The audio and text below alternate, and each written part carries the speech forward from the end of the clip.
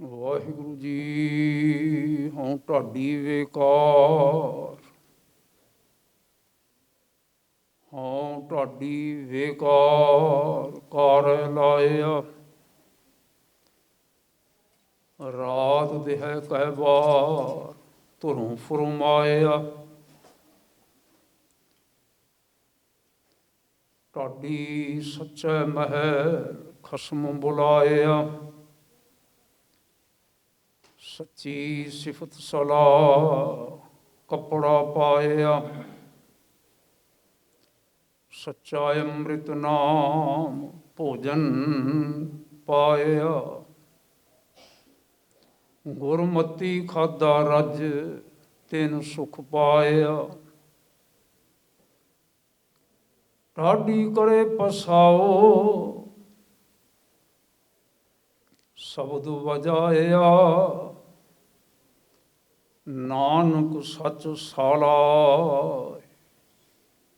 ਪੂਰਾ ਪਾਇਆ।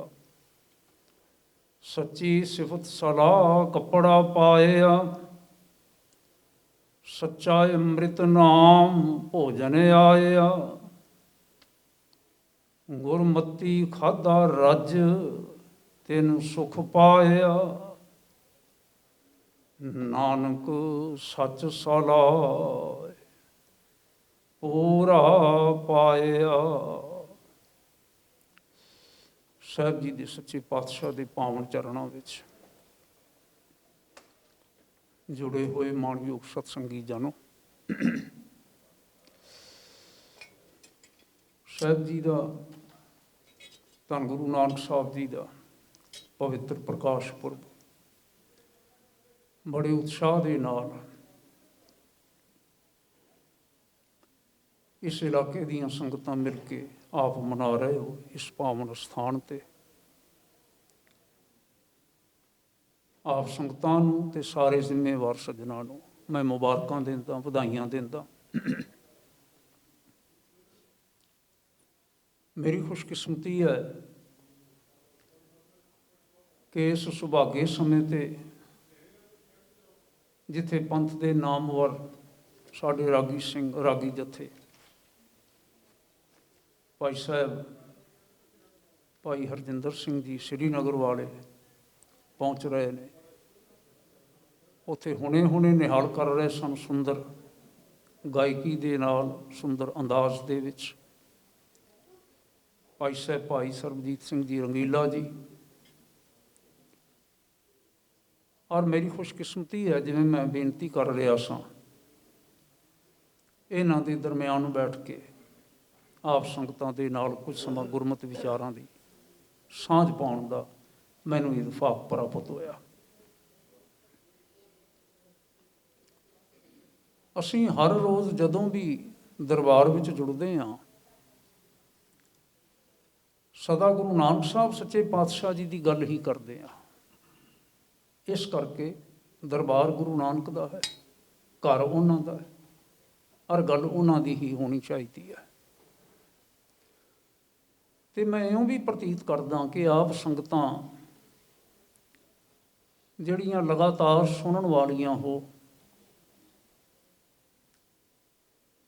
ਤੁਹਾਡੇ ਪਾਸ ਐਸਾ ਕੁਛ ਨਹੀਂ ਹੈ ਕਹਿਣ ਵਾਲਾ, ਭਾਵ ਤੁਹਾਨੂੰ ਕੁਝ ਦੱਸਣ ਵਾਲਾ ਆਪ ਜੀ ਵਾਸਤੇ ਜੋ ਨਵਾਂ ਹੋਵੇ।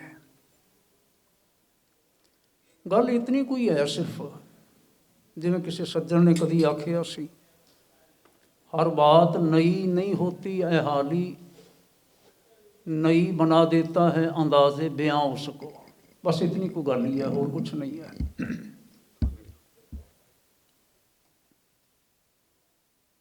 ਅੰਦਾਜ਼ੇ ਬਿਆਨ ਦੀ ਗੱਲ ਹੈ। ਹਰ ਮਨੁੱਖ ਦੀ ਅਦਾਇਗੀ, ਪ੍ਰੈਜੈਂਟੇਸ਼ਨ ਜਿਹੜੀ ਹੈ ਵੱਖਰੀ ਵੱਖਰੀ ਹੁੰਦੀ ਹੈ। ਇਸ ਕਰਕੇ ਉਸ ਦੇ ਵਿੱਚ ਸਾਨੂੰ ਕੁਝ ਵੱਖਰਾ ਜਾਪਦਾ ਹੈ। ਗੱਲ ਕਿਹੜੀ ਕੀਤੀ ਜਾਵੇ, ਇਹ ਵਿਚਾਰਦਿਆਂ ਹੋਇਆਂ ਮੈਂ ਐਸਾ ਮਹਿਸੂਸ ਕੀਤਾ, ਕਿਉਂ ਨਾ ਸਤਿਗੁਰੂ ਸੱਚੇ ਪਾਤਸ਼ਾਹ ਜੀ ਦੇ ਬਾਬਤ ਜਿਹੜੀ ਇਹ ਇੱਕ ਰਵਾਇਤ ਪ੍ਰਚਲਿਤ ਹੈ ਸਾਡੇ ਵਿਦਵਾਨ ਸੱਜਣਾਂ ਨੇ ਲਿਆਂਦੀ, ਕਿ ਸਤਿਗੁਰੂ ਮਹਾਰਾਜ ਪ੍ਰਚਾਰ ਯਾਤਰਾ ਤੇ ਪ੍ਰਚਾਰ ਫੇਰੀਆਂ ਤੇ ਜਿਨ੍ਹਾਂ ਨੂੰ ਅਸੀਂ ਉਦਾਸੀਆਂ ਆਖਦੇ ਹਾਂ, ਇਹਨੂੰ ਹਟਾ ਹੀ ਦਿਓ ਪਰਾਂ, ਥੱਲੇ ਰੱਖ ਦੇ, ਥੱਲੇ ਰੱਖ ਦੀ ਤਰ੍ਹਾਂ, ਉਹ ਲਜੇ ਨਹੀਂ ਬਣਦਾ। Thank you. ਪ੍ਰਚਾਰ ਦੌਰੇ ਤੇ ਤੁਰਨ ਤੋਂ ਪਹਿਲਾਂ, ਪ੍ਰਚਾਰ ਫੇਰੀਆਂ ਤੇ ਤੁਰਨ ਤੋਂ ਪਹਿਲਾਂ ਉਹਨਾਂ ਦਾ ਮਾਟੋ ਕੀ ਸੀ, ਉਹ ਕੀ ਲੈ ਕੇ ਚੱਲੇ, ਜਿਹਨੂੰ ਅਸੀਂ ਅੱਜ ਕੱਲ੍ਹ ਨਾ ਏਜੰਡਾ ਕਹਿ ਦਿੰਦੇ ਹਾਂ। ਏਜੰਡਾ ਕੀ ਸੀ ਗੁਰੂ ਨਾਨਕ ਸਾਹਿਬ ਸੱਚੇ ਪਾਤਸ਼ਾਹ ਦਾ? ਬਹੁਤ ਘੱਟ ਅਸੀਂ ਕਦੀ ਇਉਂ ਧਿਆਨ ਜਿਹਾ ਕੀਤਾ ਹੋਵੇਗਾ।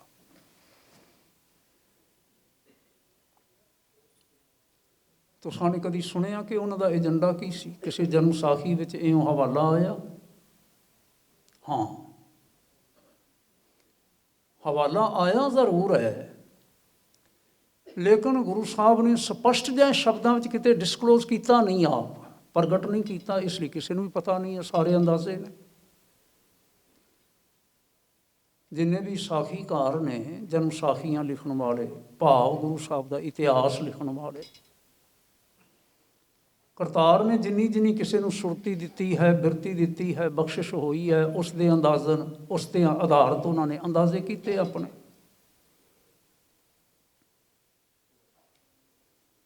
ਭਾਈ ਵੀਰ ਸਿੰਘ ਜੀ ਤੇ ਹੋਰ ਕੁਝ ਸੱਜਣ ਜਿਹੜੇ ਨੇ ਨੀਝ ਲਾ ਕੇ ਇਸ ਨੁਕਤੇ ਤੇ ਧਿਆਨ ਕਰਨ ਵਾਲੇ, ਉਹ ਕਹਿੰਦੇ ਨੇ ਗੱਲ ਇਹ ਹੈ, ਆਹ ਜਿਹੜੀ ਪੌੜੀ ਹੈ ਨਾ, ਇਹ ਗੁਰੂ ਨਾਨਕ ਸਾਹਿਬ ਸੱਚੇ ਪਾਤਸ਼ਾਹ ਜੀ ਦੀ ਉਚਾਰਨ ਕੀਤੀ ਹੋਈ ਹੈ। ਮਾਝ ਕੀ ਵਾਰ ਉਹਨਾਂ ਦੀ ਉਚਾਰਨ ਕੀਤੀ ਹੋਈ। ਪ੍ਰੋਫੈਸਰ ਸਾਹਿਬ ਸਿੰਘ ਹੋਰਾਂ ਦਾ ਕਹਿਣਾ ਹੈ, ਮੈਂ ਉਹਨਾਂ ਦੀ ਇਸ ਖੋਜ ਦੇ ਨਾਲ ਮੈਂ ਸਹਿਮਤ ਹਾਂ, ਮੈਨੂੰ ਬਿਲਕੁਲ ਠੀਕ ਗੱਲ ਲੱਗਦੀ ਹੈ, ਕਿ ਗੁਰੂ ਨਾਨਕ ਸਾਹਿਬ ਜੀ ਦੀਆਂ 3 ਵਾਰਾਂ ਦੇ ਵਿੱਚੋਂ ਇਹ ਵਾਰ, ਮਾਝ ਕੀ ਵਾਰ, ਸਭ ਤੋਂ ਪਹਿਲੀ ਵਾਰ ਹੈ। ਉਸ ਤੋਂ ਬਾਅਦ ਉਹਨਾਂ ਨੇ ਆਸਾ ਕੀ ਵਾਰ ਆਖੀ, ਉਸ ਤੋਂ ਬਾਅਦ ਉਹਨਾਂ ਨੇ ਮਲਾਰ ਕੀ ਵਾਰ ਆਖੀ। ਔਰ ਮਾਝ ਕੀ ਵਾਰ ਦੇ ਵਿੱਚ ਉਹਨਾਂ ਨੇ ਸਭ ਤੋਂ ਅਖੀਰ ਵਿੱਚ ਜਾ ਕੇ ਜਿਹੜੀ ਪੌੜੀ ਦਿੱਤੀ, ਉਸ ਤੋਂ ਇਹ ਪ੍ਰਗਟ ਹੁੰਦਾ ਹੈ ਕੁਛ, ਜੇ ਅਸੀਂ ਦੇਖ ਸਕੀਏ ਤਾਂ। ਕੀ ਆਖਦੇ ਨੇ ਪਾਤਸ਼ਾਹ? ਹਉ ਢਾਡੀ ਵੇਕਾਰ ਕਾਰੈ ਲਾਇਆ। ਦੇਖੋ, ਇੱਕ ਇੱਕ ਸ਼ਬਦ ਜਿਹੜਾ ਹੈ ਨਾ, ਸਾਨੂੰ ਕੁਛ ਨਾ ਕੁਛ ਦਿੰਦਾ ਹੈ, ਕੁਛ ਨਾ ਕੁਛ ਨਹੀਂ, ਬਹੁਤ ਕੁਝ ਦਿੰਦਾ ਹੈ। ਪਹਿਲੀ ਗੱਲ, ਆਪਣੇ ਆਪ ਨੂੰ ਸਤਿਗੁਰੂ ਮਹਾਰਾਜ ਢਾਡੀ ਕਹਿੰਦੇ ਨੇ। 6ਵੇਂ ਪਾਤਸ਼ਾਹ ਜੀ ਦੇ ਸਮੇਂ ਢਾਡੀ ਗੁਰੂ ਦਰਬਾਰ ਦਾ ਸ਼ਿੰਗਾਰ ਹੋਏ। ਅਸੀਂ ਐਵੇਂ ਹੀ ਅਕਸਰ ਕਹਿੰਦੇ ਹਾਂ ਮੀਰ ਅਬਦੁਲ ਤੇ ਨੱਥਾ ਲਿਆਂਦੇ ਗਏ, ਲੇਕਿਨ ਗੁਰੂ ਨਾਨਕ ਸਾਹਿਬ ਤਾਂ ਆਪ ਆਪਣੇ ਆਪ ਨੂੰ ਢਾਡੀ ਮੈਂਸ਼ਨ ਕਰ ਰਹੇ ਨੇ। ਮੈਂ ਢਾਡੀ ਹਾਂ, ਸਾਂ ਤੇ ਵਿਕਾਰ ਸਾਂ ਮੈਂ। ਵਿਕਾਰ ਕਿਹਨੂੰ ਕਹਿੰਦੇ ਨੇ ਭਲਾ? ਬੇਕਾਰ, ਕੰਮ ਤੋਂ ਰਹਿਤ, ਜਿਹਨੂੰ ਨਿਕੰਮਾ ਕਿਹਾ ਜਾਂਦਾ ਹੈ। ਮੈਂ ਨਿਕੰਮਾ ਢਾਡੀ ਸਾਂ। ਕਾਰੈ ਲਾਇਆ, ਤੇ ਮੈਨੂੰ ਕੰਮ ਤੇ ਲਾ ਦਿੱਤਾ, ਤੇ ਕੰਮ ਤੇ ਵੀ ਐਸਾ ਲਾਇਆ, ਰਾਤ ਦੇਹੈ ਕੈ ਵਾਰ ਧੁਰੋਂ ਫਰਮਾਇਆ, ਬਈ ਤੂੰ ਹੁਣ ਦਿਨ ਰਾਤ ਇਹ ਕੰਮ ਕਰਨਾ ਹੈ। ਤੇ ਇਹ ਹੁਕਮ ਕਰਨ ਵਾਲਾ, ਆਰਡਰ ਕਰਨ ਵਾਲਾ ਕੋਈ ਹੋਰ ਨਹੀਂ ਸੀ, ਧੁਰੋਂ ਫਰਮਾਇਆ। ਕਹਿੰਦੇ ਨੇ ਢਾਡੀ ਸੱਚਾ ਮਹਿਲ ਖਸਮ ਬੁਲਾਇਆ। ਹੁਣ ਖਸਮ ਨੇ ਆਪ ਹੀ, ਜਦੋਂ ਤੁਸੀਂ ਵਿਆਕਰਨਕ ਬਣਤਰ ਥੋੜ੍ਹੀ ਜਿਹੀ ਦੇਖੋਗੇ ਨਾ ਧਿਆਨ ਨਾਲ ਪਾਠ ਕਰਦਿਆਂ ਹੋਇਆਂ, ਖਸਮ ਦੇ ਮੰਮੇ ਨੂੰ ਸਿਆਰੀ ਹੈ, ਭਾਵ ਹੈ ਖਸਮ ਨੇ ਆਪਣੇ ਮਹਿਲ ਵਿੱਚ ਬੁਲਾਇਆ, ਔਰ ਉੱਥੇ ਬੁਲਾ ਕੇ ਸੱਚੀ ਸਿਫਤ ਸਲਾਹ ਕੱਪੜਾ ਪਾਇਆ, ਜਿਹਨੂੰ ਅਸੀਂ ਨਾ ਅੱਜ ਕੱਲ੍ਹ ਸਿਰੋਪਾ ਕਹਿੰਦੇ ਹਾਂ। ਕੱਪੜਾ ਕਿੱਥੇ ਪਾਇਆ ਜਾਂਦਾ? ਸਿਰ ਤੇ। ਤੇ ਸਿਰੋਪਾ ਸ਼ਬਦ ਆਇਆ, ਉਹ ਕੱਪੜਾ ਜਿਹੜਾ ਸਿਰ ਤੋਂ ਲੈ ਕੇ ਪੈਰਾਂ ਤੱਕ ਢੱਕ ਦਿੰਦਾ ਸੀ। ਰੂਪ ਥੋੜ੍ਹੇ ਥੋੜ੍ਹੇ ਵੱਖਰੇ ਹੋ ਜਾਂਦੇ ਨੇ, ਕਦੀ ਦਸਤਾਰ ਦੇ ਰੂਪ ਵਿੱਚ, ਕਦੀ ਗਲ ਵਿੱਚ ਪਾਏ ਹੋਏ ਸਾਫੇ ਦੇ ਰੂਪ ਦੇ ਵਿੱਚ, ਕਦੀ ਪੁਸ਼ਾਕ ਦੇ ਰੂਪ ਦੇ ਵਿੱਚ। ਮਕਸਦ ਇਹ ਹੁੰਦਾ ਸੀ, ਪ੍ਰਸੰਨ ਹੋ ਕੇ ਪਰਮੇਸ਼ਰ ਵਾਹਿਗੁਰੂ ਜਾਂ ਪ੍ਰਸੰਨ ਹੋ ਕੇ ਅਥਾਰਟੀ ਸਿਰੋਪਾ ਦਿੰਦੀ ਸੀ, ਜਿਸ ਨੂੰ ਕੱਪੜਾ ਆਖਿਆ ਗਿਆ। ਤੇ ਕੱਪੜਾ ਕੀ ਪਾਇਆ ਗਿਆ? ਸੱਚੀ ਸਿਫਤ ਸਲਾਹ ਕੱਪੜਾ ਪਾਇਆ। ਇਹ ਮੈਨੂੰ ਕੱਪੜਾ ਪਾਇਆ ਗਿਆ, ਸਿਫਤ ਸਲਾਹ। ਮੈਂ ਸਵੇਰੇ ਵੀ ਬੇਨਤੀ ਕਰ ਰਿਹਾ ਸਾਂ, ਸ਼ਬਦਾਵਲੀ ਜਿਹੜੀ ਹੈ ਨਾ ਸ੍ਰੀ ਗੁਰੂ ਗ੍ਰੰਥ ਸਾਹਿਬ ਜੀ ਦੇ ਵਿੱਚ, ਉਸ ਨੂੰ ਜੇ ਧਿਆਨ ਨਾਲ ਅਸੀਂ ਸਮਝੀਏ, ਪੜ੍ਹੀਏ, ਤੇ ਸਾਨੂੰ ਪਤਾ ਲੱਗਦਾ ਹੈ ਕਿ ਸਿਫਤ ਸ਼ਬਦ ਫਾਰਸੀ ਦਾ ਹੈ, ਸਲਾਹ ਸ਼ਬਦ ਭਾਰਤੀ ਬੋਲੀ ਦਾ ਹੈ। ਲੇਕਿਨ ਜੋ ਅਰਥ ਸਿਫਤ ਦਾ ਹੈ ਉਹੀ ਅਰਥ ਸਲਾਹ ਦਾ ਹੈ। ਕਈ ਵਾਰ ਗੁਰੂ ਸਾਹਿਬ ਨੇ ਸਿਫਤ ਸ਼ਬਦ ਇਕੱਲਾ ਵਰਤਿਆ, ਸਿਫਤੀ ਸੱਚ ਸਮੇਓ ਤਿਨ ਕੋ ਕਿਆ ਉਪਦੇਸੀ ਹੈ ਜਿਨ ਗੁਰੂ ਨਾਨਕ ਦੇਓ। ਕਈ ਥਾਂ ਤੇ ਜਿਸ ਨੂੰ ਬਖਸ਼ੇ ਸਿਫਤ ਸਾਲਾ ਨਾਨਕ ਪਾਤਸ਼ਾਹੀ, ਪਾਤਸ਼ਾਹ ਦੋਵੇਂ ਸ਼ਬਦ ਵਰਤ ਲੈ, ਸਿਫਤ ਵੀ ਸਲਾਹ ਵੀ। ਨਵੀਂ ਗੱਲ ਨਹੀਂ, ਇਹ ਅੱਜ ਵੀ ਸਾਡੇ ਨਾਲ ਸੁਭਾਅ ਦੇ ਵਿੱਚ ਇਹ ਦੋ ਬੋਲੀਆਂ ਦੇ ਸ਼ਬਦ ਇਕੱਠੇ ਵਰਤਣੇ। ਫਲਾਣਾ ਰੋਜ਼ੀ ਰੋਟੀ ਦੀ ਭਾਲ ਵਿੱਚ ਗਿਆ ਹੈ, ਪੰਜਾਬੀ ਵਿੱਚ ਆਖਿਆ ਜਾਂਦਾ ਰੋਟੀ ਦੀ ਭਾਲ ਵਿੱਚ, ਫਾਰਸੀ ਵਾਲੇ ਰੋਜ਼ੀ ਸ਼ਬਦ ਵਰਤਦੇ ਨੇ, ਰੋਜ਼ੀ ਦੀ ਭਾਲ ਵਿੱਚ, ਦੋਵੇਂ ਲਫ਼ਜ਼ ਇਕੱਠੇ ਕਰ ਲੈ, ਰੋਜ਼ੀ ਰੋਟੀ ਦੀ ਭਾਲ ਵਿੱਚ। ਮੈਨੂੰ ਇਉਂ ਜਾਪਦਾ ਹੈ। ਖੈਰ, ਗੁਰਬਾਣੀ ਵਿੱਚ ਜੋ ਸਿਫਤ ਲਈ ਆਖਿਆ ਗਿਆ ਉਹੀ ਸਲਾਹ ਲਈ ਆਖਿਆ ਗਿਆ। ਜੋ ਸਿਫਤ ਸਲਾਹ ਹੈ ਉਹੀ ਵਡਿਆਈ ਹੈ, ਉਹੀ ਗੁਣ ਗਾਉਣੇ ਨੇ, ਉਹੀ ਤਾਰੀਫ ਕਰਨੀ ਹੈ। ਤੇ ਵਾਹਿਗੁਰੂ ਜੀ ਨੇ ਮੈਨੂੰ ਆਪਣੀ ਸਿਫਤ ਸਲਾਹ ਦਾ ਸਿਰੋਪਾ ਬਖਸ਼ਿਆ, ਸੱਚੀ ਸਿਫਤ ਸਲਾਹ ਕੱਪੜਾ ਪਾਇਆ। ਫਿਰ ਕੀ ਆਖਦੇ ਨੇ? ਨਾਲ ਹੀ ਸੱਚਾ ਅੰਮ੍ਰਿਤ ਨਾਮ ਭੋਜਨ ਆਇਆ। ਨਾਲ ਮੈਨੂੰ ਭੋਜਨ ਦਿੱਤਾ ਖਾਣ ਵਾਸਤੇ, ਭੋਜਨ ਆਇਆ ਮੇਰੇ ਵਾਸਤੇ। ਹੁਣ ਇੱਥੇ ਨਾ ਮੈਂ ਸ਼ਬਦ ਖਾਇਆ ਵਰਤ ਚੁੱਕਾ ਹਾਂ, ਪਰ ਇੱਥੇ ਵਰਤਿਆ ਖਾਇਆ ਸ਼ਬਦ ਨਹੀਂ ਵਰਤਿਆ ਗਿਆ। ਸੱਚੀ ਸਿਫਤ ਸਲਾਹ ਕੱਪੜਾ ਪਾਇਆ, ਸੱਚਾ ਅੰਮ੍ਰਿਤ ਨਾਮ ਭੋਜਨ ਆਇਆ। ਨਾਮ ਅੰਮ੍ਰਿਤ ਭੋਜਨ ਆਇਆ। ਹੁਣ ਅੱਗੇ ਬਚਨ ਜ਼ਰੂਰ ਕਰਦੇ ਨੇ ਸਤਿਗੁਰੂ ਮਹਾਰਾਜ ਕਿ ਗੁਰਮਤੀ ਖਾਧਾ ਰੱਜ ਤਿਨ ਸੁਖ ਪਾਇਆ। ਇਹ ਭੋਜਨ ਜਿਹੜਾ ਹੈ ਮੈਂ ਲੁਕਾ ਕੇ ਨਹੀਂ ਰੱਖਿਆ, ਇਹ ਸਾਂਝ ਦੇ ਵਿੱਚ ਹੈ। ਜਿਨ੍ਹਾਂ ਜਿਨ੍ਹਾਂ ਨੇ ਵੀ ਇਸ ਭੋਜਨ ਨੂੰ ਖਾਧਾ, ਗੁਰਮਤੀ ਖਾਧਾ, ਰੱਜ ਕੇ ਖਾਧਾ, ਤਿਨ ਸੁਖ ਪਾਇਆ। ਹੁਣ ਮੈਂ ਇੱਕ ਇੱਕ ਪੰਕਤੀ ਤੇ ਜਾਣ ਕੇ ਬਹੁਤਾ ਨਹੀਂ ਰੁਕ ਰਿਹਾ, ਵਧੇਰੇ ਵਿਸਥਾਰ ਆਪਾਂ ਫਿਰ ਕਿਸੇ ਵੇਲੇ ਕਰਾਂਗੇ। ਅੱਗੇ ਚੱਲ ਕੇ ਬਚਨ ਕੀਤਾ, ਢਾਡੀ ਕਰੇ ਪਸਾਓ ਸ਼ਬਦ ਵਜਾਇਆ। ਹੁਣ ਜਿਹੜੀ ਮੇਰੀ ਜ਼ਿੰਮੇਵਾਰੀ ਲਗਾਈ ਕਰਤਾਰ ਨੇ, ਜਿਸ ਮੈਨੂੰ ਕਾਰੇ ਲਾਇਆ, ਮੈਂ ਢਾਡੀ ਕਰੇ ਪਸਾਓ, ਪਸਾਉਣਾ ਤੋਂ ਭਾਵ ਹੈ ਵਿਸਥਾਰ ਕਰਨਾ, ਪਸਾਰਾ ਕਰਨਾ, ਫੈਲਾਉਣਾ, ਪ੍ਰਗਟ ਕਰਨਾ। ਇਉਂ ਕਹਿ ਲਈਏ ਦੂਜੇ ਲਫ਼ਜ਼ਾਂ 'ਚ, ਨੇੜੇ ਦੇ ਲਫ਼ਜ਼ਾਂ 'ਚ ਪ੍ਰਚਾਰ ਕਰਨਾ, ਇਲੈਬੋਰੇਟ ਕਰਨਾ, ਵਿਆਖਿਆਉਣਾ। ਪਰ ਪਸਾਓ ਕਰਨ ਤੋਂ ਪਹਿਲਾਂ ਸ਼ਬਦ ਵਜਾਇਆ।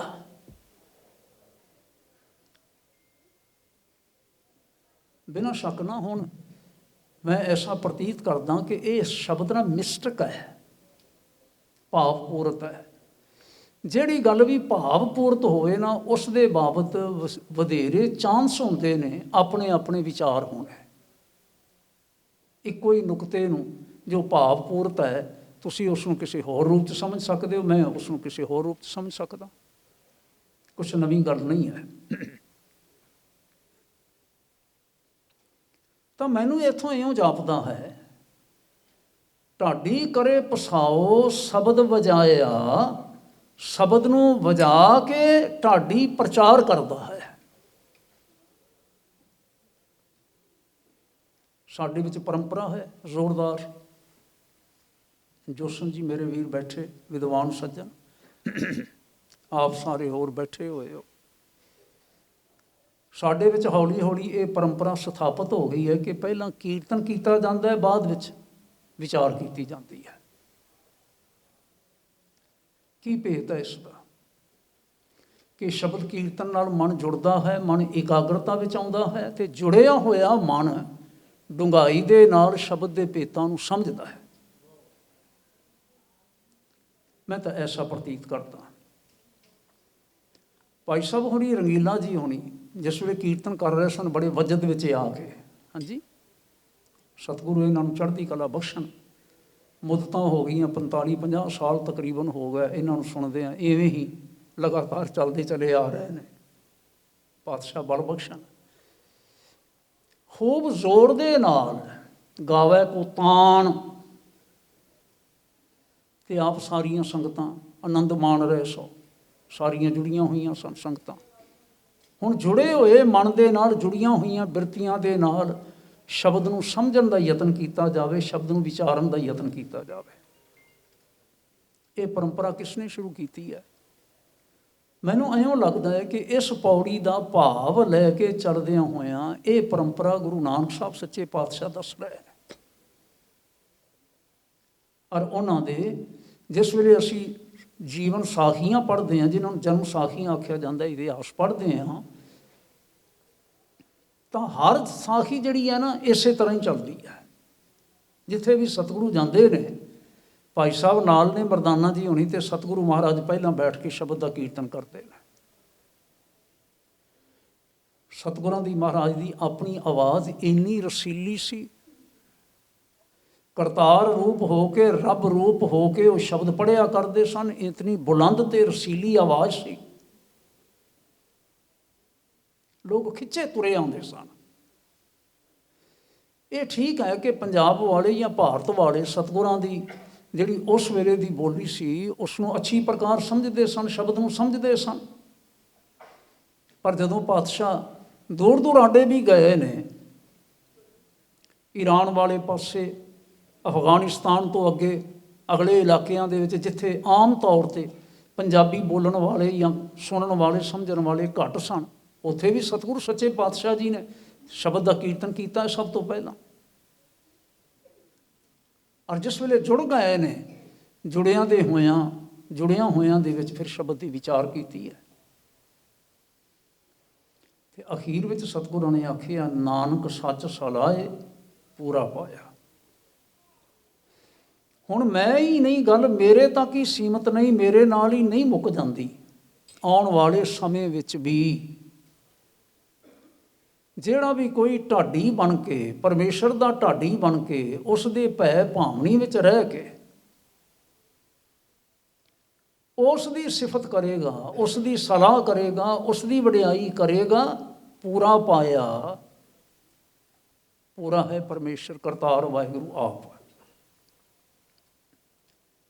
ਉਸ ਦੇ ਨਾਲ ਸਾਂਝ ਬਣਦੀ ਹੈ, ਉਸ ਦੇ ਨਾਲ ਅਭੇਦ ਹੋ ਜਾਂਦਾ ਹੈ।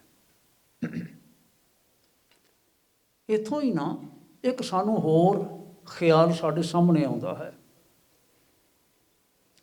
ਮੇਰੇ ਵੀਰ ਜੀ ਕਹਿ ਰਹੇ ਸਨ ਸਵੇਰੇ, ਸਾਨੂੰ ਭਾਈ ਨੰਦ ਲਾਲ ਸਾਹਿਬ ਸੁਣਾਇਆ ਕਰੋ, ਬਹੁਤ ਘੱਟ ਮਿਲਦਾ ਸਾਨੂੰ ਸੁਣਨ ਵਾਸਤੇ।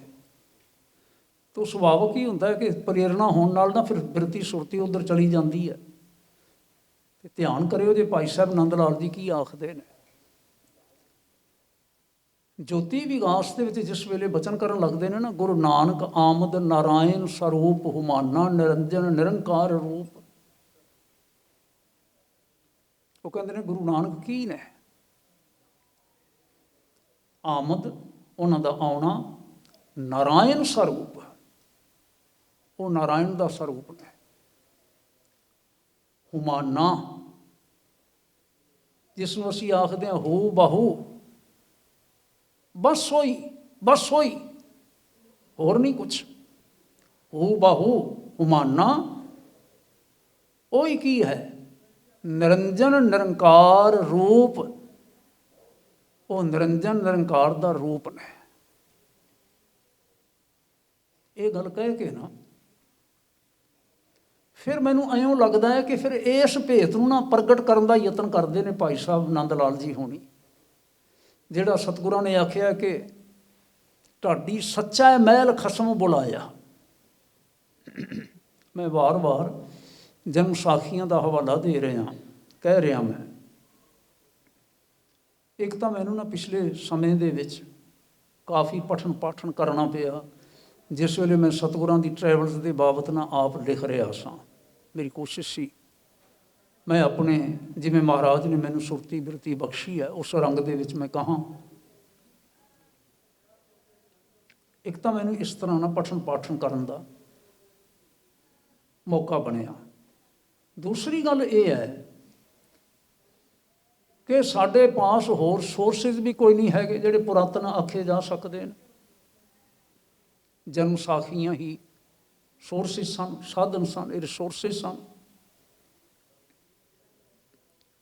ਕਹਿਣ ਨੂੰ ਜਨਮ ਸਾਖੀ ਹੈ ਕਿ ਜਨਮ ਸਮੇਂ ਦੀ ਸਾਖੀ, ਐਕਚੁਅਲੀ ਜਨਮ ਸਮੇਂ ਦੀ ਸਾਖੀ ਨਹੀਂ ਹੈ। ਇਹ ਸਾਰੀਆਂ ਦੀਆਂ ਸਾਰੀਆਂ ਜਿਤਨੀਆਂ ਪੁਸਤਕਾਂ ਪੋਥੀਆਂ ਲਿਖੀਆਂ ਗਈਆਂ, ਇਹ ਜੀਵਨ ਸਾਖੀਆਂ ਨੇ ਸਤਿਗੁਰਾਂ ਦੀਆਂ। ਔਰ ਇਸ ਘਟਨਾ ਨੂੰ ਮੈਂ ਜੇ ਫਿਰ ਇਉਂ ਆਖਾਂ ਕਿ ਇਸੇ ਸ਼ਬਦ ਦੇ ਭਾਵ ਨੂੰ ਆਪਣੇ ਆਪਣੇ ਰੂਪ ਦੇ ਵਿੱਚ ਸਾਖੀਕਾਰਾਂ ਨੇ ਸਾਰਿਆਂ ਨੇ ਆਖਿਆ। ਸੁਲਤਾਨਪੁਰ ਦੇ ਵਿੱਚ, ਸੁਲਤਾਨਪੁਰ ਲੋਧੀ ਵਿੱਚ ਸਥਾਨ ਬਣਿਆ ਹੋਇਆ ਹੈ ਕਿ ਸਤਿਗੁਰੂ ਮਹਾਰਾਜ ਇੱਕ ਦਿਨ ਅੰਮ੍ਰਿਤ ਵੇਲੇ ਇਸ਼ਨਾਨ ਕਰਨ ਵਾਸਤੇ ਜਾਂਦੇ। ਸੋਢੀ ਮਿਹਰਬਾਨ ਨੇ ਵਿਸ਼ੇਸ਼ ਤੌਰ ਤੇ ਇਹ ਗੱਲ ਲਿਖੀ ਹੈ, ਕਹਿੰਦੇ ਕਿਨਾਰੇ ਤੇ ਪਹੁੰਚ ਕੇ ਉਹਨਾਂ ਨੇ ਦਸਤਾਰ ਲਾ ਕੇ ਰੱਖੀ, ਕੇਸਾਂ ਦਾ ਘੁੱਟ ਕੇ ਜੂੜਾ ਕੀਤਾ ਤੇ ਬਾਕੀ ਜਿਹੜੇ ਬਸਤਰ ਸੀ ਉਤਾਰੇ, ਤੇ ਉਹ ਨਾਲ ਸੇਵਾਦਾਰ ਸੀ ਉਸਨੇ ਪਕੜ ਲਏ, ਸੰਭਾਲ ਲਏ ਕਿਨਾਰੇ ਤੇ। ਆਪ ਸਤਿਗੁਰਾਂ ਨੇ ਅੱਗੇ ਵੱਧ ਕੇ ਵੇਈ ਵਿੱਚ ਟੁੱਬਾ ਲਗਾਇਆ ਤੇ ਅਲੋਪ ਹੋ ਗਏ। ਹੁਣ ਅਲੋਪ ਹੋਣ ਵਾਲੀ ਜਿਹੜੀ ਗੱਲ ਹੈ ਨਾ, ਇਹ ਸਾਰੇ ਹੀ ਸਾਖੀਕਾਰ ਜਿਹੜੇ ਨੇ ਇਵੇਂ ਦੀ ਇਵੇਂ ਲਿਖਦੇ ਨੇ। ਅਲੋਪ ਹੋ ਕੇ ਗਏ ਕਿੱਥੇ?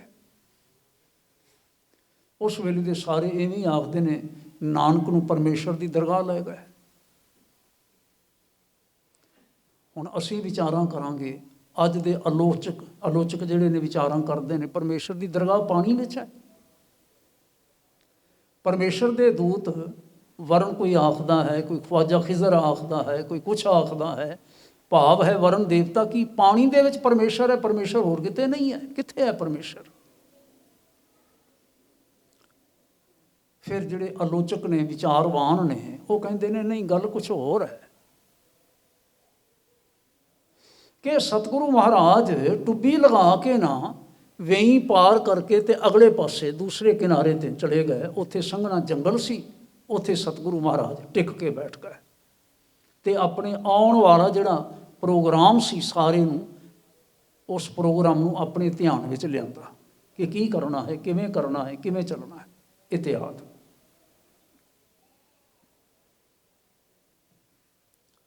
ਤੁਸੀਂ ਆਪ ਵੀ ਧਿਆਨ ਕਰੋ, ਸਾਰੇ ਜਣੇ ਅਸੀਂ ਆਪ ਧਿਆਨ ਕਰੀਏ। ਪਰਮੇਸ਼ਰ ਨਾਲ, ਵਾਹਿਗੁਰੂ ਜੀ ਦੇ ਨਾਲ, ਕਰਤਾਰ ਨਾਲ ਸਾਂਝ ਪਾਉਣੀ ਹੋਵੇ ਤੇ ਕਿਵੇਂ ਪਾਉਣੀ ਚਾਹੀਦੀ ਤੇ ਕਿੱਥੇ ਪਾਈ ਜਾ ਸਕਦੀ ਹੈ? ਜੰਗਲ ਵਿੱਚ, ਪਾਣੀ ਵਿੱਚ, ਪਹਾੜਾਂ ਦੀਆਂ ਗੁਫਾਵਾਂ ਵਿੱਚ,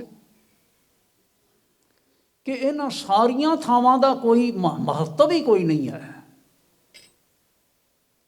ਸਾਂਝ ਤਾਂ ਪਾਉਣੀ ਹੈ ਸੁਰਤੀ ਨੇ। ਸਾਂਝ ਸਰੀਰ ਦੀ ਨਹੀਂ ਹੈ, ਸਾਂਝ ਸੁਰਤੀ ਦੀ ਹੈ। ਔਰ ਸਤਿਗੁਰੂ ਮਹਾਰਾਜ ਗੁਰੂ ਨਾਨਕ ਸਾਹਿਬ ਸੁਰਤੀ ਜੋੜ ਕੇ ਬੈਠੇ ਨੇ, ਸੁਰਤੀ ਕਰਕੇ ਪਰਮੇਸ਼ਰ ਦੇ ਦਰਬਾਰ ਵਿੱਚ ਨੇ ਤੇ ਸੁਰਤੀ ਕਰਕੇ ਇਹ ਸਾਰੀਆਂ ਬਾਤਾਂ ਹੁੰਦੀਆਂ ਨੇ। ਜਿਸ ਕਰਕੇ ਮੈਂ ਮਿਸਟਿਕ ਸ਼ਬਦ ਵਰਤਿਆ, ਭਾਵਪੂਰਤ ਸ਼ਬਦ ਵਰਤਿਆ। ਹੁਣ ਇੱਕ ਗੱਲ ਇਹ ਜ਼ਰੂਰ ਧਿਆਨ ਕਰਨ ਵਾਲੀ ਹੈ, ਅਸੀਂ ਵੀ ਨਿਮਰਤਾ ਵਿੱਚ ਰਹਿ ਕੇ ਤੇ ਭਾਵ ਭਾਵਨੀ ਵਿੱਚ ਰਹਿ ਕੇ ਗੱਲ ਨੂੰ ਥੋੜ੍ਹਾ ਬਹੁਤਾ ਸਮਝ ਸਕਦੇ ਹਾਂ। ਦਾਅਵੇ ਨਾਲ ਕੁਛ ਨਹੀਂ ਕਹਿ ਸਕਦੇ।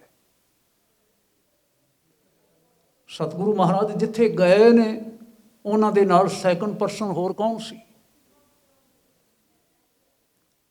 ਮੈਨੂੰ ਖਿਮਾ ਕਰ ਦੇਣਾ, ਨਾ ਤੁਸੀਂ ਸੌ ਤੇ ਨਾ ਮੈਂ ਸਾਂ, ਕੋਈ ਵੀ ਨਹੀਂ ਸੀ ਨਾਲ।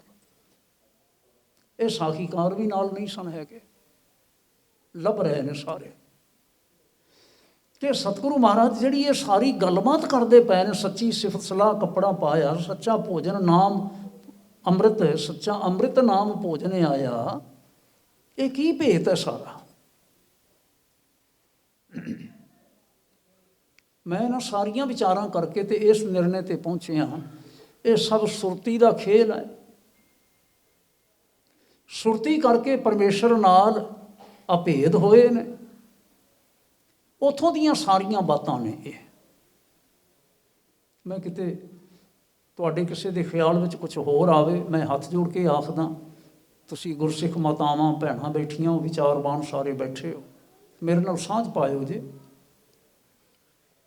ਕੋਈ ਹੈਸੀਟੇਸ਼ਨ ਦੀ ਜ਼ਰੂਰਤ ਨਹੀਂ ਹੈ।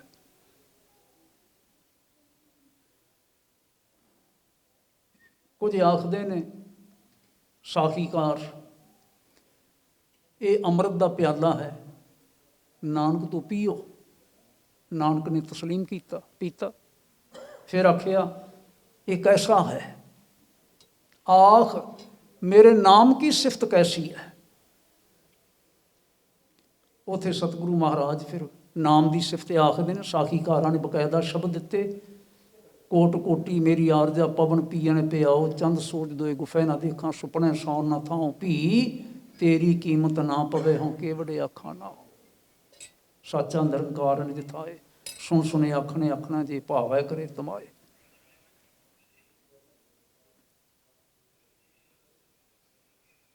ਸਾਖੀਕਾਰਾਂ ਨੇ ਐਸਾ ਲਿਖਿਆ। ਐਸਾ ਵੀ ਲਿਖਿਆ ਹੈ ਕਿ ਉੱਥੇ ਪਰਮੇਸ਼ਰ ਨੇ, ਵਾਹਿਗੁਰੂ ਜੀ ਨੇ, ਇੱਕ ਓੰਕਾਰ ਸਤਨਾਮ ਕਰਤਾ ਪੁਰਖ ਨਿਰਭਉ ਨਿਰਵੈਰ ਅਕਾਲ ਮੂਰਤ ਅਜੂਨੀ ਸੈਭੰ ਗੁਰ ਪ੍ਰਸਾਦ। ਇਹ ਅਕਾਲ ਪੁਰਖ ਦਾ ਵਾਚ, ਅਕਾਲ ਪੁਰਖੋ ਵਾਚ, ਉਹਨਾਂ ਦਾ ਆਖਿਆ ਹੋਇਆ ਬਚਨ।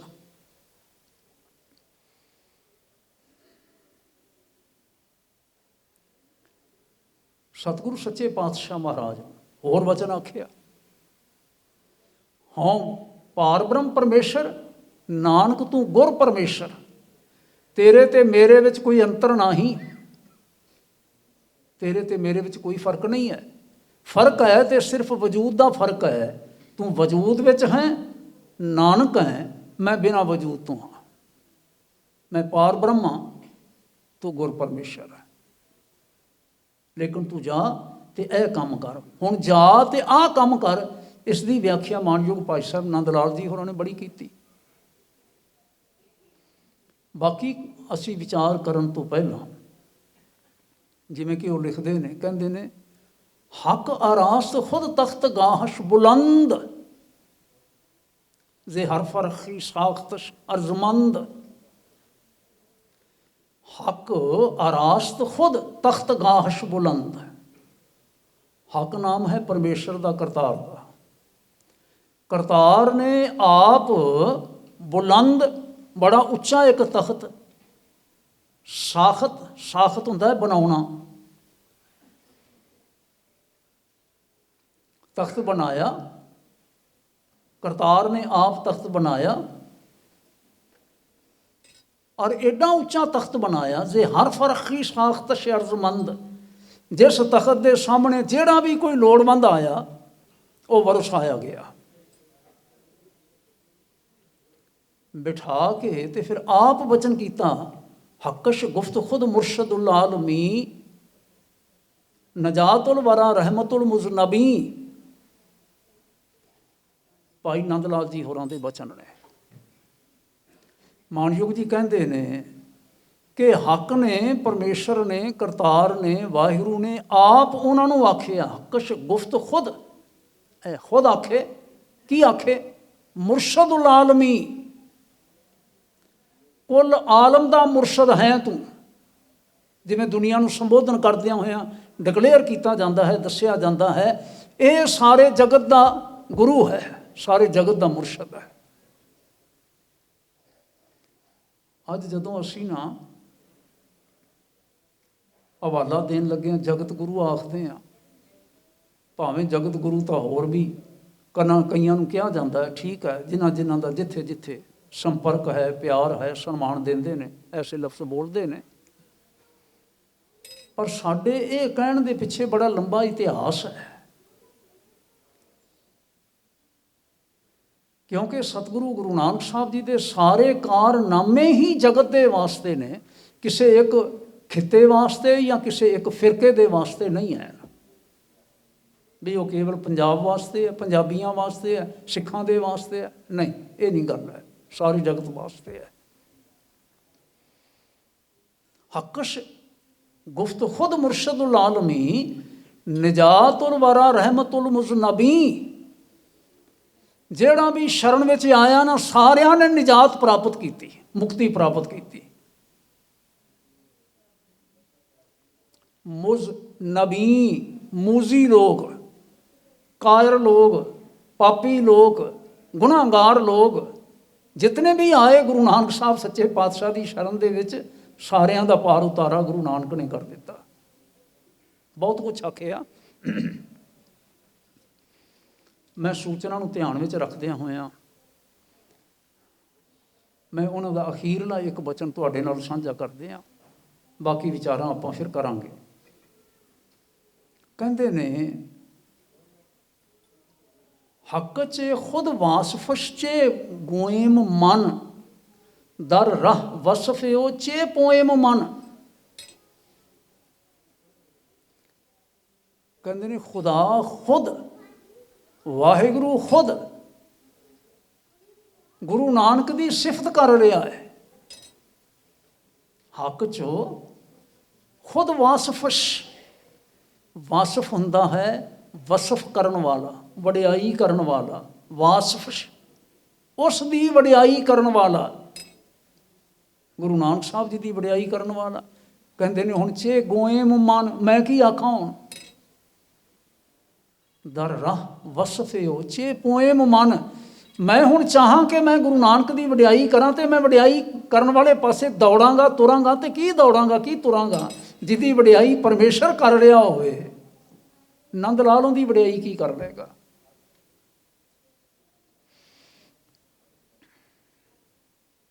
ਐਸੇ ਨੇ ਜਗਤ ਗੁਰੂ ਮਹਾਰਾਜ ਗੁਰੂ ਨਾਨਕ ਸਾਹਿਬ। ਚਾਹੇ ਹਿੰਦੂ ਹੈ, ਚਾਹੇ ਕੋਈ ਹੋਰ ਹੈ, ਸਾਰੀ ਸਿਰ ਨਿਵਾਉਂਦੇ ਨੇ।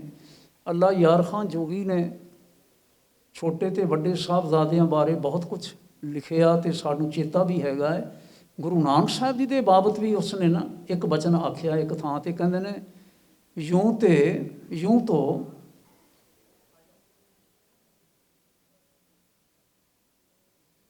बहुत से हुए पारसा इस जहां में।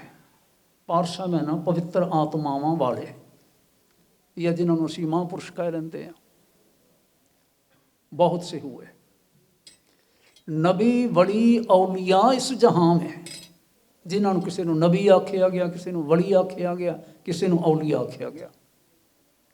इस्लामी साहिब ਦੇ ਵਿੱਚ ਮਹਾਂਪੁਰਸ਼ਾਂ ਦੇ ਨਾਮ ਨੇ, ਉਹਨਾਂ ਦੇ ਰੁਤਬਿਆਂ ਦੇ ਅਨੁਸਾਰ। ਨਬੀ ਵਲੀ ਔਲੀਆ ਇਸ ਜਹਾਂ में। ਕਹਿੰਦੇ ਨੇ, ਜਿन्हें भेजता है खुद खुदा इस जहां में। ਸਾਰਿਆਂ ਨੂੰ ਖੁਦਾ ਹੀ ਭੇਜਦਾ ਹੈ। ਇਹ ਕੋਈ ਨਵੀਂ ਗੱਲ ਨਹੀਂ ਕਿ ਕਿਸੇ ਹੋਰ ਨੂੰ ਕਿਸੇ ਹੋਰ ਨੇ ਭੇਜਿਆ ਹੋਵੇ। ਸਾਰਿਆਂ ਨੂੰ ਖੁਦਾ ਹੀ ਭੇਜਦਾ ਹੈ। ਲੇਕਿਨ उन सारियां उनके पैरों उनको जानते हैं। पैरों में ना पैरोकार, फॉलोअर्स। ਜਿਹੜੇ ਹੋਰ ਨਬੀ ਵਲੀ ਔਲੀਆ ਨੇ ਨਾ, ਉਹਨਾਂ ਦੇ ਪੈਰੋਕਾਰ ਹੀ ਉਹਨਾਂ ਨੂੰ ਮੰਨਦੇ ਨੇ, ਜਾਣਦੇ ਨੇ। लेक उनके पैरों उनको मानते हैं, लेकिन तुझको सारे गुरु जानते हैं। एक गुरु नानक साहब ने सच्चे पातशाह जिन्हां नूं सारे ही अपना गुरु करके जानते हैं। मैनूं बहुत घट समा बनया पाकिस्तान जाण दा या इधर अफगानिस्तान या इस पासे तां इस्लामी मुल्कां 'च जाण दा मैनूं मौका नहीं बनया। मिडल ईस्ट दे विच जाण दा जरूर मौका बनया। मैं देखिया, मैं महसूस किया है ਇੰਗਲੈਂਡ ਵਿੱਚ ਰਹਿੰਦਿਆਂ ਹੋਇਆਂ ਉੱਥੇ ਵੀ ਇਸਲਾਮੀ ਭਾਈਚਾਰਾ ਕਾਫੀ ਹੈ। ਸਾਰੇ ਬੜਾ ਅਦਬ ਕਰਦੇ ਨੇ, ਬੜਾ ਸਤਿਕਾਰ ਕਰਦੇ ਨੇ, ਅਦਬ ਨਾਲ ਨਾਮ ਲੈਂਦੇ ਨੇ। ਕਿਉਂ ਕਰਦੇ ਨੇ? ਇਸ ਲਈ ਕਰਦੇ ਨੇ ਕਿ ਗੁਰੂ ਨਾਨਕ ਸਾਹਿਬ ਸੱਚੇ ਪਾਤਸ਼ਾਹ ਜੀ ਦਾ ਉਪਦੇਸ਼ ਜਿਹੜਾ ਹੈ ਉਹ ਸਰਬ ਸਾਂਝਾ ਹੈ, ਉਹ ਸਾਰਿਆਂ ਦੇ ਵਾਸਤੇ ਹੈ। ਅਸੀਂ ਇਉਂ ਜ਼ਿਕਰ ਕਰਦੇ ਹਾਂ ਕਿ ਹਰਿਮੰਦਰ ਸਾਹਿਬ ਬਣਾਇਆ ਗਿਆ ਜਿਸ ਵੇਲੇ ਤੇ 4 ਦਰਵਾਜ਼ੇ ਰੱਖੇ ਗਏ, ਤੇ ਫਿਰ ਅਸੀਂ ਉਹਦੀ ਵਿਆਖਿਆ ਕਰਦੇ ਹਾਂ ਵੀ 4 ਦਰਵਾਜ਼ਿਆਂ ਦਾ ਮਤਲਬ ਹੈ ਚਾਰੇ ਦਿਸ਼ਾਵਾਂ ਵਾਲੇ ਲੋਕ ਆ ਸਕਦੇ ਨੇ, ਚਾਰੇ ਵਰਨਾਂ ਵਾਲੇ ਲੋਕ ਆ ਸਕਦੇ ਨੇ। ਮੈਨੂੰ ਇੱਕ ਸੱਜਣ ਨੇ ਸਵਾਲ ਕੀਤਾ, ਕਹਿੰਦੇ ਹਰਿਮੰਦਰ ਸਾਹਿਬ ਗੁਰੂ ਨਾਨਕ ਨੇ ਨਹੀਂ ਬਣਾਇਆ ਸੀ। ਗੁਰੂ ਨਾਨਕ ਸਾਹਿਬ ਨੇ ਤਾਂ ਕਰਤਾਰਪੁਰ ਧਰਮਸਾਲ ਬਣਾਈ ਸੀ। ਗਿਆਨੀ ਜੀ ਉਹਦੇ ਦਰਵਾਜ਼ੇ ਕਿੰਨੇ ਸਨ? ਤੁਸੀਂ ਕਦੀ ਧਿਆਨ ਕੀਤਾ ਹੋਵੇ ਇਸ ਨੁਕਤੇ ਤੇ? ਤਾਂ ਮੇਰੇ ਸਾਹਮਣੇ ਕੋਈ ਉੱਤਰ ਨਹੀਂ ਸੀ, ਕਿਤੇ ਲਿਖਤ ਵਿੱਚ ਨਹੀਂ ਹੈ ਕਿ ਉਸਦੇ 4 ਦਰਵਾਜ਼ੇ ਰੱਖੇ ਗਏ।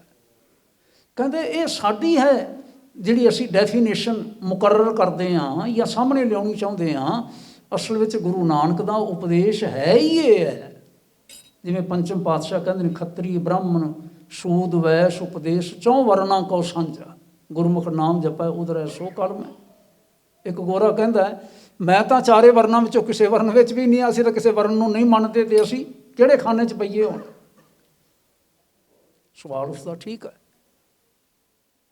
ਗੁਰੂ ਕਾ ਉਪਦੇਸ਼ ਸਰਬ ਸਾਂਝਾ ਉਪਦੇਸ਼ ਹੈ, ਔਰ ਹਜ਼ੂਰ ਨੇ ਇਹ ਉਪਦੇਸ਼ ਲੁਕਾ ਕੇ ਨਹੀਂ ਰੱਖਿਆ ਤੇ ਕਿਤੇ ਲੈ ਕੇ ਨਹੀਂ ਗਏ, ਇਹ ਸਾਡੀ ਝੋਲੀ ਵਿੱਚ ਪਾ ਕੇ ਗਏ ਨੇ। ਤੇ ਨਾਲ ਐਂ ਆਖਿਆ, ਗੁਰਮਤੀ ਖਾਧਾ ਰੱਜ ਤੈਨੂੰ ਸੁਖ ਪਾਇਆ। ਜਿਸ ਨੇ ਵੀ ਰੱਜ ਕੇ ਖਾਧਾ, ਜੇ ਕੋ ਖਾਵੈ ਜੇ ਕੋ ਪੁੰਚੈ ਤਿਸਕਾ ਹੋਏ ਉਧਾਰ, ਉਸ ਦਾ ਵੀ ਉਧਾਰ ਹੋਏਗਾ। ਔਰ ਹਜ਼ੂਰ ਨੇ ਆਪ ਹੀ ਬਚਨ ਕੀਤਾ ਤੇ ਰਸਨਾ ਪਵਿੱਤਰ ਕਰੀਏ ਸਾਰੇ। ਬੋਲੀਏ ਸੁਣੀ ਅਰਦਾਸ ਸੁਆਮੀ ਮੇਰਾ ਸਰਬ ਕਲਾ ਬਣ ਆਈ, ਪ੍ਰਗਟ ਭਈ ਸਗਲੇ ਜੁਗ ਅੰਤਰ। ਗੁਰੂ ਨਾਨਕ ਕੀ ਵਡਿਆਈ, ਗੁਰ ਨਾਨਕ ਕੀ ਵਡਿਆਈ, ਗੁਰ ਨਾਨਕ ਕੀ ਵਡਿਆਈ, ਗੁਰ ਨਾਨਕ ਕੀ ਵਡਿਆਈ। ਪ੍ਰਗਟ ਭਈ ਸਗਲੇ ਜੁਗ ਅੰਤਰ, ਪ੍ਰਗਟ ਭਈ ਸਗਲੇ ਜੁਗ ਅੰਤਰ, ਪ੍ਰਗਟ ਭਈ ਸਗਲੇ ਜੁਗ ਅੰਤਰ, ਪ੍ਰਗਟ ਭਈ। ਗੁਰੂ ਨਾਨਕ ਕੀ ਵਡਿਆਈ, ਗੁਰ ਨਾਨਕ ਕੀ ਵਡਿਆਈ, ਗੁਰ ਨਾਨਕ ਕੀ ਵਡਿਆਈ, ਗੁਰ ਨਾਨਕ ਕੀ ਵਡਿਆਈ। ਸਮੇਂ ਨੂੰ ਮੁੱਖ ਰੱਖਦਿਆਂ ਹੋਇਆਂ ਗੁਰੂ ਪਾਤਸ਼ਾਹ ਨੇ ਜੋ ਬੁਲਾਇਆ ਤੁਹਾਡੇ ਨਾਲ ਸਾਂਝਾ ਕਰਨ ਦਾ ਯਤਨ ਕੀਤਾ ਹੈ। ਭੁੱਲਾਂ ਦੀ ਮੈਨੂੰ ਖਿਮਾ ਬਖਸ਼ਿਓ ਜੀ। ਗੁਰੂ ਕਾ ਉਪਦੇਸ਼ ਜੋ ਮੈਸੇਜ ਹੈ ਉਸ ਨੂੰ ਆਪਣੇ ਹਿਰਦੇ ਵਿੱਚ ਵਸਾਉਣ ਦਾ ਯਤਨ ਕਰੀਏ। ਅਸੀਂ ਸਾਰੇ ਹੀ ਫਾਲੋਅਰਸ ਹਾਂ। ਅਰਥ ਕਰਨੇ, ਬਾਣੀ ਪੜ੍ਹਨੀ ਸਾਡਾ ਸਾਰਿਆਂ ਦਾ ਅਧਿਕਾਰ ਹੈ, ਸਾਡਾ ਸਾਰਿਆਂ ਦਾ ਜ਼ਿੰਮਾ ਹੈ। ਅਸੀਂ ਪੜ੍ਹੀਏ, ਆਪ ਸਮਝੀਏ ਔਰ ਸਮਝਾਈਏ। ਗੁਰੂ ਕੇ ਉਪਦੇਸ਼ ਨੂੰ ਅੱਗੇ ਪਸਾਓ ਕਰਨ ਦਾ ਯਤਨ ਕਰੀਏ, ਫੈਲਾਉਣ ਦਾ ਯਤਨ ਕਰੀਏ। ਭੁੱਲਾਂ ਦੀ ਖਿਮਾ। ਫਿਰ ਸਭਨਾਂ ਨੂੰ ਧੰਨਵਾਦ। ਨਾਨਕ ਨਾਮ ਚੜ੍ਹਦੀ ਕਲਾ, ਤੇਰੀ ਬਾਣੀ ਸਰਬੱਤ ਦਾ ਭਲਾ। ਵਾਹਿਗੁਰੂ ਜੀ ਕਾ ਖਾਲਸਾ, ਵਾਹਿਗੁਰੂ ਜੀ ਕੀ ਫਤਿਹ।